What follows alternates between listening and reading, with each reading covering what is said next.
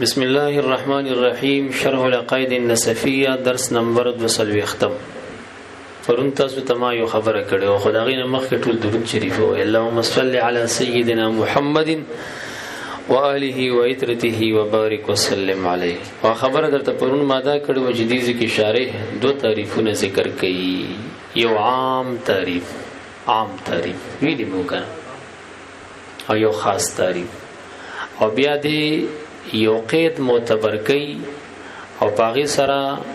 دواړه تعریفونه شی واحد غني چې دا یو سيزونه دي. دا مې درته پرون ویلو کنه ویلي او دام درته ما ویلو چې دا عام تعریف دې کوم ذکر کئی کنه دا د حضرت امام ابو منصور ماتوریدی رحمت الله علیه تعریف ته. دا مې درته ویلو کنه او عام تعریف څه دی؟ هو صفه يتجلى بها المذكور لمن قامت هي به. دا مې درته ویلو کنه. نو حاصل د دې اول تعریف دا جوړیږي چې علم د عبد دا نوم دی د یو صفت چې په سبب د دې صفت ستاد ذهن په شیشه کې شی ظاهري. دا یو صفت دی چې د دې صفت په سبب په وجه ستاد ذهن په شیشه کې اشیاء ظاهریږي یا یو شی واضح کیږي او ظاهریږي او دسه ظاهریږي او دسه واضح کیږي لکه چې ته په سترګ باندې ګوري په بصیره باندې ګوري تا ته دومره واضح شي لکه ته د ګلاب د سوچه ګلاب ذکر ووري اداغي نوم ووري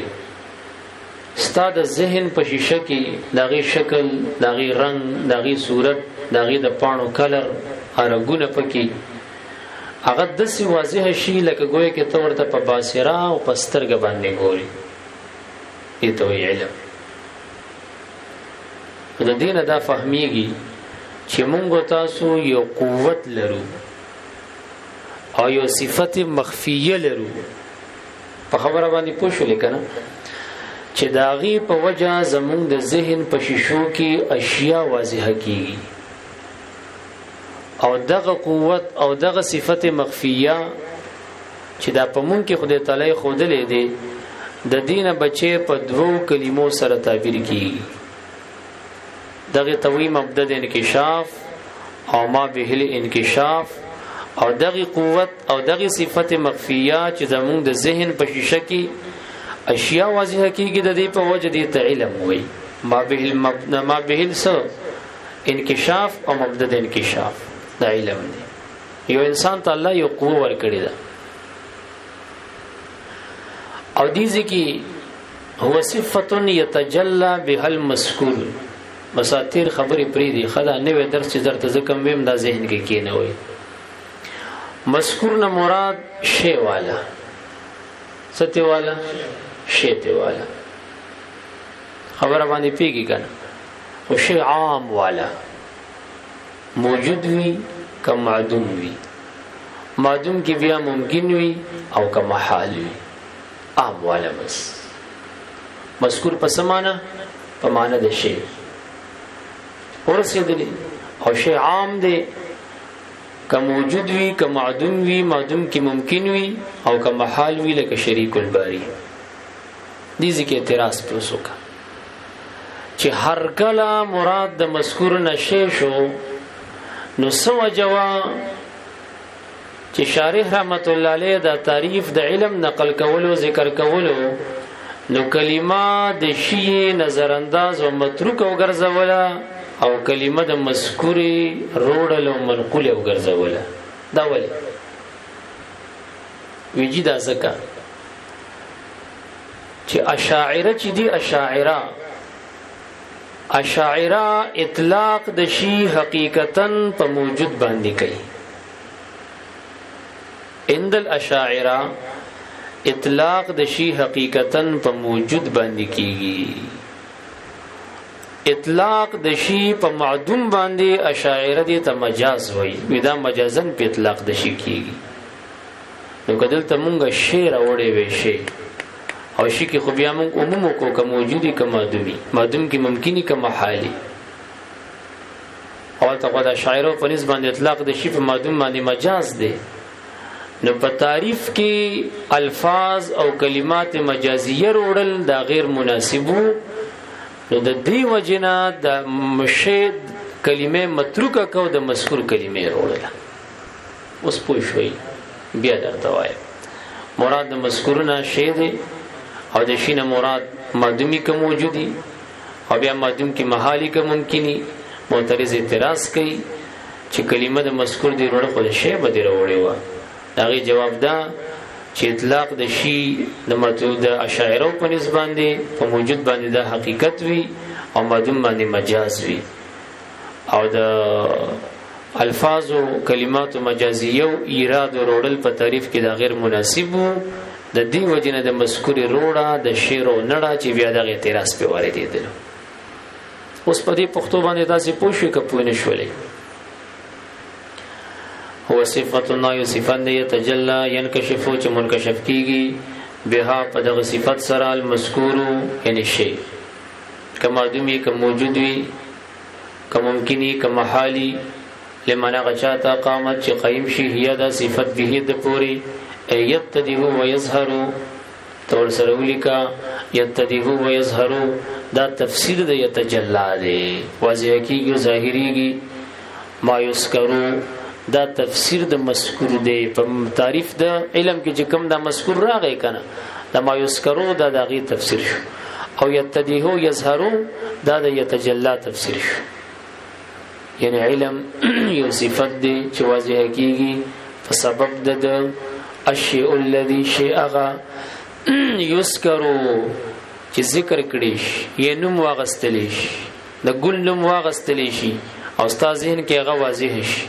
او داسې واضح شي چې ګویا کې تور ته بصری باندې ګوري پسترګه وته ګوري بس دې ته علم وایي. ويمكنو دا تفدی په یذکرو باندې ښا او مقصود د دین جی جواب دی یو اعتراض ته.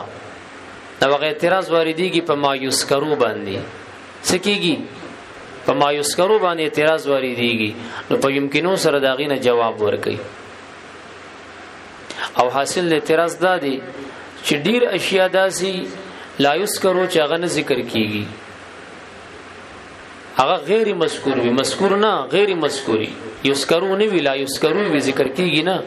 او نه سو په خپل باندې نو مخلي بلکې هغه په محض سوچ او فکر سره په مرآت د ذهن ستا کې واضح کیږي. دا نه چې هغه ذکر شي یا په خپل نوم واغستلی شي نو استاد ذهن په شیشو مرآت کې داغي وضاحت راشي. نه نه نه بس خالص سوچ او فکر سره په مرآت او په شیشه د ذهن ستا کې هغه واضح شي. لا یذکرو وی ذکر مونږ کړی شي نه په خپل نوم واغستلی شي. نو د کوم صفت په وجه چې غیر مذکور اشیاء په مرآت د ذهن کې واضح کیږي او ښکار کیږي نو دغه صفت چې هغه سوچ او فکر د وجه نه واضح کیږي ازری تعریف شما استاد تعریف د وجه نه علم نشو او حالان کې دا علم دی حالان کې دغه علمي الت ذکر هم نشي نه په خپل نوم واغستلی شي وضاحت په شیشه د ذهن کې راشي خو د صد لارې نه سوچ او فکر سره نو هغه علم دی او ستا تعریف ته کو ګوري نو تا په ما یذکرو خبره ذکر کا هغه چې ذکر یو کړی شي د ذکر د وجنه چې ذکر کړی شي د غي د وجنه نمی واغستل شي د غي د وجنه په شیشه د ذهن کې وضاحت راشي د سي وضاحت راشي لکه چې پسترګو وته ګوري نو تا خو دې ته علم ویلو حالان کې چې دغه ذکر یو نکړي شي نمی وانه غستلی شي په سوچ او فکر سره په شیشه د ذهن کې واضح شي غم علم دی او ستا تعریف ناغه بهر شو نو تعریف د علم چې تا کوم کو دا جامع نه دی. په اعتراض پوښوي نو يمكنو سره دک اعتراض نو جواب نه درکې او حاصل د جواب دا دی چې یذکرون مراد ذکر کول بالفعل نه دی ذکر بالفعل ته مراد نه دی بلکې ذکر بالقوا دم کافی دی. خبره باندې پیږي کنه چې د ذکر کېدو امکان پکې وی کنه بس دم کافی دی. دغه حاصل د جواب دا دی چې د ذکر کېدو امکان پکې دم کافی ده. نو علم عبارت شو د هغه صفتنا چې په سبب د وضاحت د شیو راځي په مرآت د ذهن کې چې یا ذکر کړي شي یا ذکر خو نکړي شي خود ذکر کېدو امکان پکې وي او یا د هغې نه تعبیر ممکن وي بس دغې ته علم وایي په تعریف زموږ جامع شو د دوس یمکنو سره جواب ورکړي چې ذکر بالفعل مراد نه دی امکان د ذکر بالقوه ادم کافی دی چې امکان د ذکر پکې وي امکان د تعبیر باللفظ پکې وي دم کافی دی ولا کو رسیدي ويمكنون او ممکن ده او ممکن وي ان يعبر عنه چې تعبیر توکړي موجودن کانو معدوما بیا عام دي چې دغه ما یذکرو کدا موجودو کما دومی نو ما درته ویلو چې یو عام تعریف نقل کوي یو خاص نو فیشتملو سره د اول تعریف عامواله استاد ذکر کوي څه ذکر کوي عامواله ذکر کوي دا تمام ویلو کنه چې یو تعریف څه دی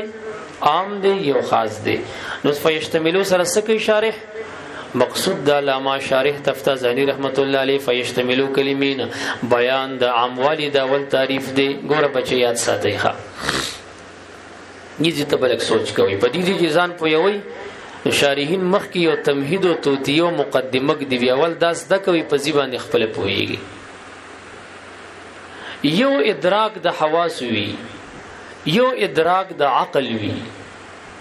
ورسېدلې بیا دلته یو مذهب د حکماو دی یو مذهب د متکلمینو دی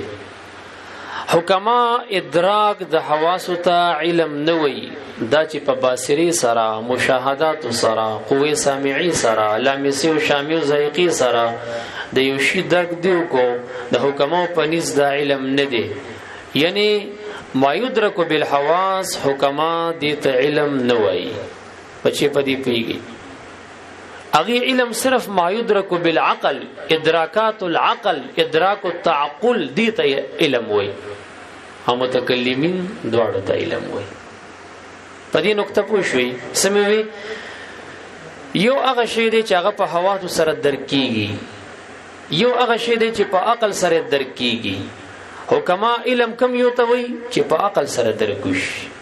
چې په حواس سره درک وشي هغه ته علم نه وي او متکلمین دواړو ته علم وي ها دومره خبره ده چې دا مدرکات العقل ادراکات العقل دا ما يدرك بالعقل چې دی په دې کې اختلاف دی آیا د دې دا ټول اقسام علم دی کنه بعضي بعضي علماء ټول اقسام ته علم نه وي بعضي اقسام ته علم وي په دې نقطه پوه شئ په دا خبر راوالي ذهن کې یو طرف ته کې د یو سراش اوس دا وایا ادراکات الحواس حواس لس قسمونه دي یو کو 15 حواس 5 ظاهره دي شماري لس واړه درته وایم حواس دي لستی 5 ظاهره 5 باطنه ظاهره باس قویس باسره سامعه لامسه ذائقه شامه او باطنه حس مشترک خیال وهم متصرفه او قوه حافظه خو اشاعره د حواسو 5 باطنو وجود نه مني نو ادراک الحواس نه مراد حواس 5 ظاهره اوس په دې پوه شئ سمې درته وي حواسو قسمونه دي لس 15 ظاهر 15 باطن ظاهر کم دي باصره سامعه شامه ذائقه لامسه باطنه کم دي حس مشترک دی خیال دی وهم دی قوی متصرفه ده قوی حافظه ده اشاعره ده حواس و 5 باطنو وجود نه مني نو مراد د ادراک الحواس نه د حواس 5 ظاهرت دغه دي تاسو پوښی بچي اوس راشه دا خبره خو دی ویله دا خو ادراک الحواس چې په حواس سره درکو کې د حواس 5 ظاهره سره دي تسوي ادراک الحواس ورته وي یو ادراک العقل له خبره باندې پوښولې کنه ادراک التعقل ادراک العقل نو عقل چې کوم ادراکو کې دا بخالي نوي دا بسوي دا بخالي نوي یا بداسي چې دا بخالي وي ته اذعان د نسبت تامه خبرینه عقل چې کوم شي درکو کې دا بخالي نوي یا بدا خالی وی د اذعان د نسبت تام خبرینه یا با ورسره اذعان د نسبت تامي خبري وی یعنی دا بخالینی یا بدی سره اذعان د نسبت تامي خبري وی یا بنی کني وی تصور کوي تصدیق پوښلی بیا دغه تصدیق تراش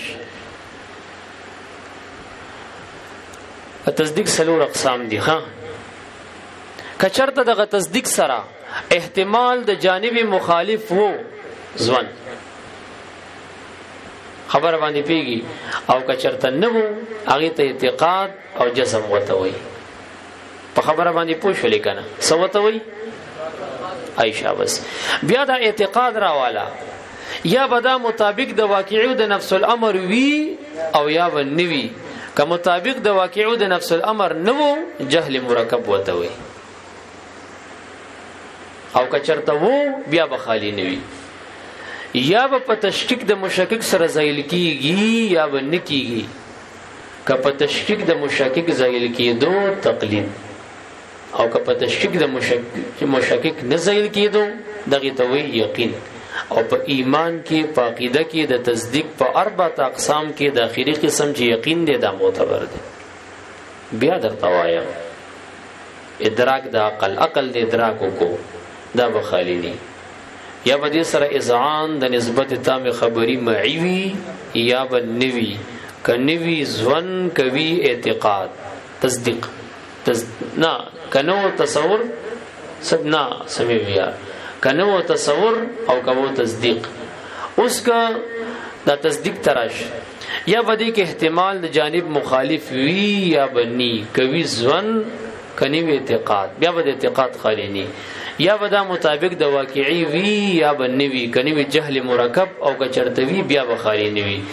یا په تشکیک د مشکک زیل کیږي یا نه کوم زیل کېدو تقلید ک نزل کېدو یقین ولکه تاسو په خبره باندې پوښښ کپونه شو نو اوس دې چې ما درته خبره کوله چې دا د مقدمه ذهن کې واچوله اوس راش تعریفونه سو ذکر کړیو دوا اول کم تعریفو عام څنګه دی نو دا اول تعریف چې کوم د حواس او ادراکات دي مدرکات د حواس او د غیتم شامل دي او کوم چې د ادراکات د عقل دي که تصور دي او که بیا تصدیق دي او تصدیق کې بیا یقیني راواله او غیر یقیني نو دا اول تعریف دی ټول ته شامل دی او بیا به دې پس دویم تعریف ذکر کی خاص او بیا به یو قید ذکر کی نو اخذ ما خبره تبرازی چې د دواړو رجعبه اوس ګوره فیشتملو دا اول تعریف مشتمل ادراک الحواس الک ادراک د حواس او تاسو وختي پیجندو کنه یو ادراک د حواس دی یو ادراک د عقل له ادراک د حواس او ادراک د عقل متکلمین دواړو ته علم وي او کما ادراک د عقل ته علم وي ادراک د حواس ته نه وي او د اول تعریف دی تم شامل دی دام علم دی متکلمین د علم کلام کې تم د حکمت خو نه دی کنه و ادراک العقل او ادراک د عقل تم شامل دی ادراک د عقل خو ما درته ویل کنه چې یا به دې سره اذعان د نسبت تام خبري وی یا بني کني وی تصور نو من التصورات دا بیان دی د پاره د ادراک د عقل چې دا عبارت دی د ادراک د عقل تصوراتونه او کچرته ځان د نسبت تام خبري ور سره تصدیق او تصدیقات تم شامل دي بیا د تصدیق سلور اقسامو ټول ته شامل دي کاغه یقیني دي او غیر یقیني دي کاغه ځوان دي ک جهل مرکب دي ک تقلید دي او ک یقین دي نو دغه تعریف د علم وایا ادراک د حواس ته ادراک د عقل ته چې تصور دي تصورات دي